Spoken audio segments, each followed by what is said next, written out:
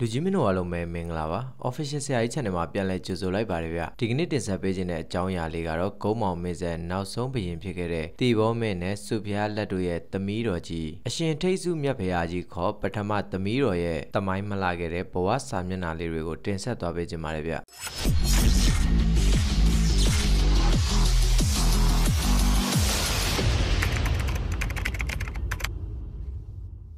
တီဘောဘုရင်နဲ့စုဖျားလက်မိဖုရားတို့စုံဖက်ပြီးပထမဆုံးဖွားမြင်တော်မူခဲ့တဲ့သားတော်လေးတစ်ပါးရှိပါတယ်။သားတော်လေးမွေးဖွားလို့နောင်နာကနန်းညွတ်နန်းလျာအတွက်ပျော်ရွှင်မှုဟာကြာရှည်မခံလိုက်ရပဲသားတော်ဟာ6လသားအရွယ်မှာပဲကြောက်ရောဂါနဲ့ကန်တော်ကုန်ခဲ့ရပါတယ်။သားတော်လေးကန်တော်ကုန်တဲ့ချိန်မှာစုဖျားလက်ဟာဒုတိယကိုဝန်ဆောင်နေခြင်းဖြစ်ပါတယ်။1880ပြည့်နှစ်စက်တင်ဘာလ9ရက်နေ့မှာစုဖျားလက်ဟာသမီးတော်တစ်ပါးထပ်မံဖွားမြင်ပါတယ်။မင်းသမီးငယ်ကိုအရှင်ထိတ်စုမြတ်ဖရာကြီးလို့ဘွဲ့အမည်တခဲ့ပါတယ်။ဒါပေမဲ့ပထမမင်းသမီးလို့ပဲလူသိများခဲ့ပါတယ်1885ခုနှစ်မှာတော်ဝင်မိသားစုပါတော်မူတဲ့အချိန်မှာတော့ပထမမင်းသမီးဟာ9နှစ်အရွယ်လောက်ပဲရှိအောင်ပါရတနာဂီရီမှာတီဘောဘုရင်ဟောင်းမိသားစုကိုစိုင်တော်ဆောက်လုပ်ပေးထားပေမဲ့ရတနာဂီရီဟာမြို့နဲ့အလံဝေးကွာလာတာကတကြောင်မိသားစုကိုဗြိတိရှအစိုးရကမီဒီယာတွေနဲ့အဆက်အသွယ်ဖြတ်ထားတာကတကြောင်တော်ဝင်မိသားစုဖြစ်တဲ့အတွက်တမန်လူရန်စားတွေနဲ့ရောရောနှောနှောမနေတာကတကြောင်ကြောင့်သမီးတော်တွေဟာစိုင်တော်အတွင်းမှာပဲတယောက်ကိုတယောက်အဖော်လုပ်ကစားကကြီးပြင်းခဲ့ကြရပါတယ်မင်းသမီးတွေအရွယ်ရောက်လာပေမဲ့မင်းသမီးတွေကပြင်ပလူတွေနဲ့ထိတွေ့မှုမရှိတာရောအိမ်တော်မှာတာဝန်ထမ်းဆောင်နေသူများဟ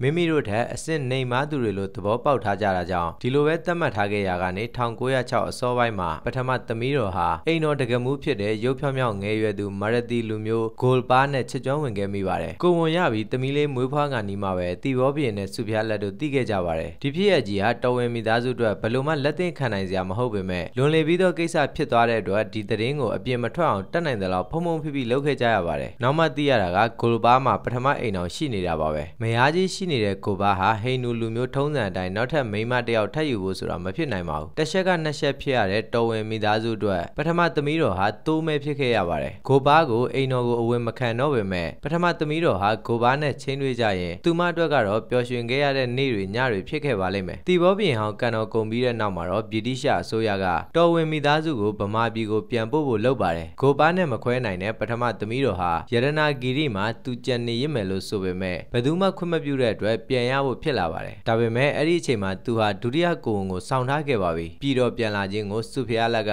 စိတ်တက်ကြွနေပေမဲ့ပထမသမီးတော်ကတော့မေတော်နဲ့ပြောင်းပြန်ဖြစ်လို့နေပါတယ်ဗမာပြည်ပြန်ရောက်လာပြီးမကြခင်မှာပဲပထမသမီးတော်ဟာကလေးအသေးလေးတစ်ယောက်မွေးဖွားခဲ့ပါတယ်ဘသူတူတစ်ယောက်ကမှပထမသမီးတော်ရဲ့ကြေကွဲမှုတွေကိုမမြင်ပေးနိုင်ခဲ့ကြပါဘူးကလေးအသေးမွေးခြင်းကတော့ကြံတဲ့တော်ဝင်မိသားစုတွေအတွက်ဝမ်းသာစရာဖြစ်ခဲ့ကြပါတယ်ရန်ကုန်မှာဆန်နေစဉ်တစ်နှစ်အတွင်းမှာပဲကိုပါနဲ့စာအဆက်အသွယ်တွေရှိခဲ့ကြပြီးမိသားစုဝင်တွေနဲ့အစင်မပြေတဲ့ပထမသမီးတော်ဟာရတနာဂီရီမှာရှိတဲ့ကိုပါထံကိုတွားဖို့ဆုံးဖြတ်ခဲ့ပါတယ်အစိုးရကကိုပါကိုမေးမြန်းရမှာတော့ပထမသမီးတော်ကိုတရားဝင်လက်ထပ်ဖို့မဖြစ်နိုင်ကြောင်းလည်းညှင်းဆန်ပါတယ်တကယ်လို့ပထမဇနီးရှိလျက်နဲ့ပထမသမီးတော်ကိုလက်ထပ်လိုက်ရင်သူ့ကိုအတိုင်းဝိုင်းကဖဲကျင်မှာဆိုတဲ့အကြောင်းပြချက်နဲ့ဖြစ်ပါတယ်ဒါအပြင်ရတနာဂီရီမှာတွားရောက်နေထိုင်ရင်လည်းဂိုလ်ပါရဲ့အိမ်မှာနေဖို့မဖြစ်နိုင်ပဲတီးခြားနေရမယ်ဆိုတာလည်းပထမသမီးတော်သိထားပါတယ်တကယ်တော့ဂိုလ်ပါဟာပထမသမီးတော်ကိုတကယ်ချင်းမြတ်နိုးတာမဟုတ်ပဲပထမသမီးတော်ကိုဗြိတိရှအစိုးရကချီးမြှင့်တဲ့ပင်စင်လစာငွေကိုမတ်မောနေတာပါပဲတော်ဝင်မိသားစုဆိုတဲ့နာမည်ခုံပုတ်ကိုဆွန့်လွတ်နိုင်မယ်ဆိုရင်တော့ရတနာဂီရီကိုပြန်သွားခွင့်ပြုမယ်လို့ဆိုလာတော့မိသားစုကကန့်ကွက်နေတဲ့ကြားက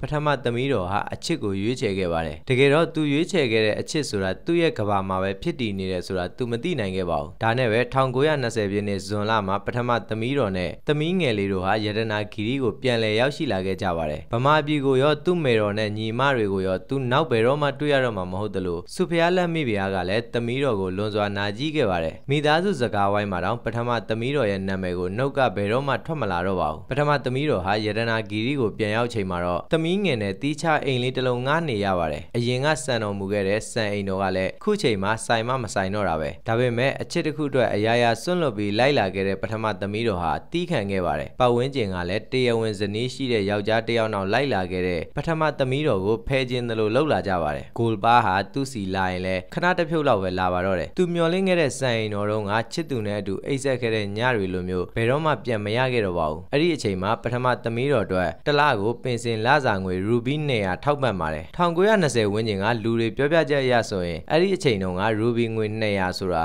ာလူတစ်ယောက်အတွက်အိမ်ကောင်းကောင်းတစ်လုံးငားနေပြီးကောင်းကောင်းမွန်မွန်စားလောက်တဲ့အထိလုံလောက်ပါတယ်ဒါပေမဲ့ပထမသမီးတော်ငားနေတဲ့အိမ်လေးဟာလမ်းမေးကတဲလေးတစ်လုံးတတ်တာပါပဲသူ့မှာပရိဘောကဆိုလို့ကလထိုင်နှလုံးလောက်ပဲရှိပြီးခွေးချီခုံလေးတစ်လုံးနဲ့ဘီယိုတစ်လုံးပဲရှိပါတယ်နောက်တော့ပထမသမီးတော်ရဲ့သမီးငယ်ဟာအရွယ်ရောက်အိမ်အောင်ကြပြီးအိမ်ခွဲနေသွားခဲ့ပါတယ်ပထမသမီးတော်ရဲ့အိမ်မှာအဖော်လို့သွားစောကြတဲ့ကလေးတွေပြောရဆိုအိယာဆိုတာကိုတော့မမြင်ခဲ့ဘူးကြောင်းနဲ့ပထမသမီးတော်ဟာကျမ်းမြင်မှာပဲဆက်တော်ခေါ်ရရှာပါတယ်ယတနာဂီရီစံအိမ်တော်မှာတာဝန်ထမ်းဆောင်စဉ်ကတစ်လကိုရူဘီ15ပဲရတဲ့ကိုပါအတွက်ပင်စင်လစာငွေ200ဆိုတာမက်လောက်ဆရာပဲပေါ့အစကတည်းကပထမသမီးတော်ရရှိတဲ့ပင်စင်လစာငွေကိုပဲမျှော်လင့်ခဲ့တဲ့သူပါပထမသမီးတော်ကကိုပါကိုရှီဘရီကာလို့ခေါ်ပါတယ်ပထမသမီးတော်ကကလေးတွေကိုရှီဘရီကာက9%နေယူပြီးထွက်သွားလိုက်တာခုထက်ထိပေါ်မလာဘူးဆိုပြီးအိမ်ပေါက်ဝကနေသူ့စီပြန်လာမဲ့ကိုပါကိုစောင့်မျှော်နေတတ်ရှာပါတယ်ကိုပါဟာနေ့စဉ်ဖះเจ้า3เจ้าကိုရောက်အောင်သွားတတ်ပြီးဖះเจ้าတစ်ခုမှာဂောဘကအဖွဲ့ဝင်ဖြစ်ခဲ့ပါတယ်နောက်အခါမှာလည်းယတနာဂီရီမြို့ရဲ့ Municipal Corporation မှာအမှုဆောင်အဖွဲ့ဝင်တူဖြစ်လာခဲ့ပါတယ်သူ့မှာလယ်မြေဧက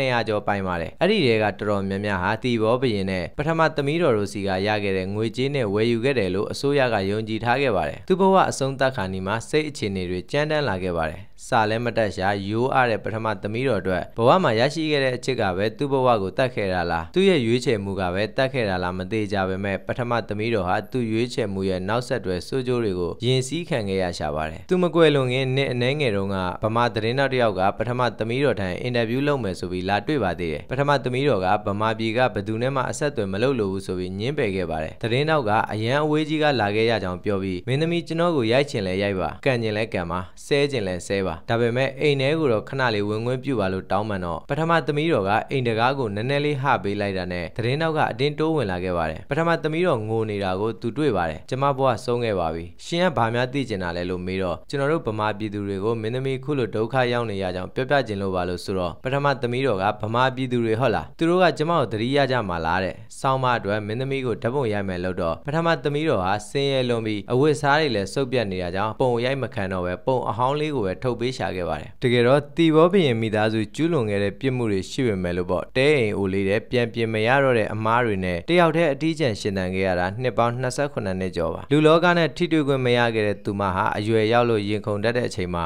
အခွင့်အရေးရှာတဲ့သူနဲ့တွေ့ခဲ့ရပါတယ်ကိုပါဟာသူ့ကိုဘရင်သမီးတော်ဆိုတဲ့ဂုံဖို့အတွက်လစဉ်ရရှိနေတဲ့ပင်စင်လစာအတွက်ပဲသူ့ကိုအသုံးချခဲ့တာပါကိုပါကပင်စင်လစာငွေရူဘီ200မှာပထမသမီးတော်အတွက်20-30လောက်ပဲပေးပြီးကျန်တာကိုယူသွားတတ်ပါတယ်အဲ့ငွေလေးတွေနဲ့ပဲသူတစ်လလုံးနေရရှာပါတယ်အဲ့ဒီအတွက်လည်းပထမသမီးတော်ဟာကိုပါကိုဘလို့မှအပြစ်မတင်ခဲ့ပါဘူးငွေကြေးချုပ်တဲ့လွန်လို့တစ်ခါတလေထမင်းနှက်ကြော်စားခဲ့ရတာတောင်ရှိခဲ့ပါတယ်ကျွေးရှင်တွေကလည်းလာတိုင်းအော်ဟစ်ကျိမ်းမောင်းအကျွေးတောင်းလို့အသက်တောင်မရှင်ကျင်တော့ဘူးလို့ပြောခဲ့ဘူးပါတယ်သူ့ကိုချစ်တယ်လို့ထင်ခဲ့တဲ့ပထမမင်းသမီးဟာတူညီတဲ့အမားကိုထပ်ခါတလဲလဲကျူးလွန်ရင်နောက်ဆုံးသူ့အမားကိုသိချိန်မှာတော့သူ့လုပ်ရရဲ့အကျိုးဆက်တွေကိုခါးစည်းခံခဲ့ရပါတယ်ယရနာဂီရီမှာလည်းပတ်ဝန်းကျင်နဲ့အမဝင်ခွင်မကြဗမာပြည်ပြန်လာဖို့လည်းဒီလိုအခြေအနေအကြောင်းတွေနဲ့ပြန်ဖို့လည်းမဝတ်မရဲတော့အချစ်အတွက်ဘဝတစ်ခုလုံးကြေမွားစုပ်ပြတ်ခဲ့ရသူတယောက်ဘဝမှာသူတစ်ကြိမ်တစ်ခါသာချစ်ခဲ့မှုအတွက်ရောနောင်တရနေခဲ့သေးလားနောက်ဆုံးထွက်သက်မှာသူ့ဘေးနာဘဝတစ်ခုလုံးချစ်မြတ်နိုးခဲ့ရသူရှိနေခဲ့သလားသူမျော်လင့်နေခဲ့သလားဒါမှမဟုတ်တရားနှလုံးသွင်းပြီးအရာရာကိုအရှိတန်လက်ခံသွားလေသလား